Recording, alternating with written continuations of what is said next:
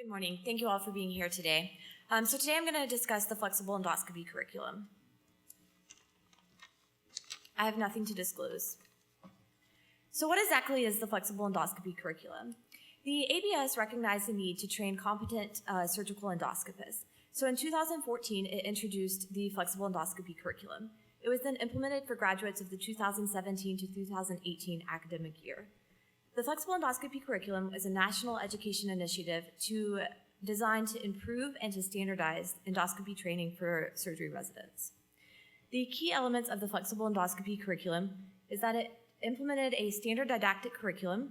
It also set a timeline for cognitive and technical milestones, and it required that residents pass their FES certification prior to sitting for their written board exam. This consists of an 80-question multiple choice question test, as well as a 5-part manual skills exam. Previously published research has demonstrated a low baseline pass rate for the FES skills exam.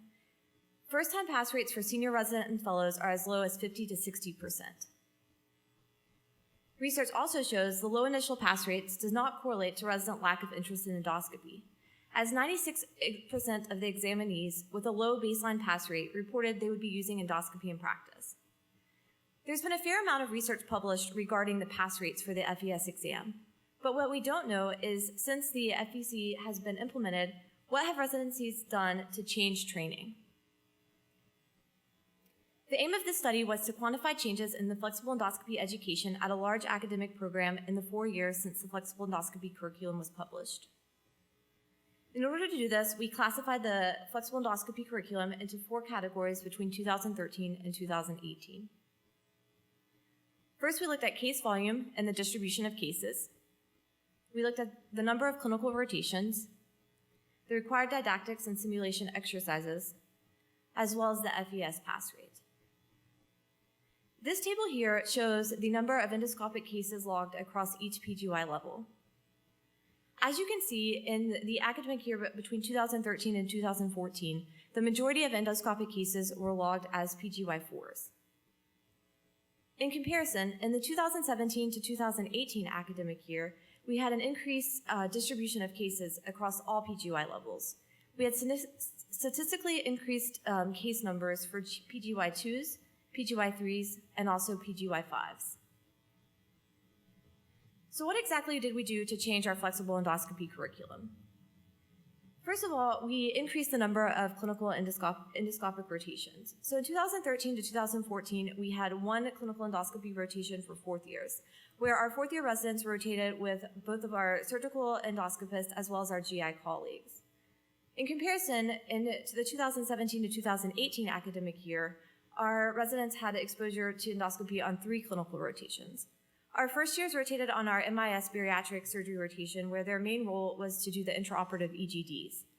Our second years rotated on our colorectal surgery service, where the main role was to do the colonoscopies. And we continued to have the 4th year rotation, where our residents rotated with both the surgical endoscopists as well as our GI colleagues. With this increase in the clinical rotations, we also increased our didactics. So for each rotation, we included a didactics that was focused on endoscopy. We also increased our mandatory number of endoscopy simulation exercises. In the 2013 to 2014 academic year, we had 3 mandatory simulation exercises that were across the PGY2 and PGY3 clinical years.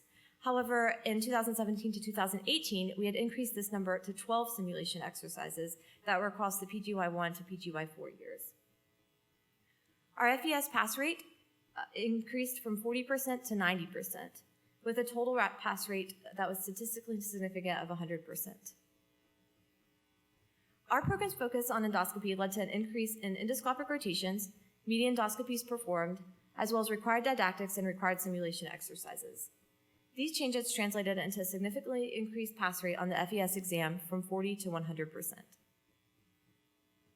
Limitations of this study is that it is a retrospective analysis, a single institution study, and small volume.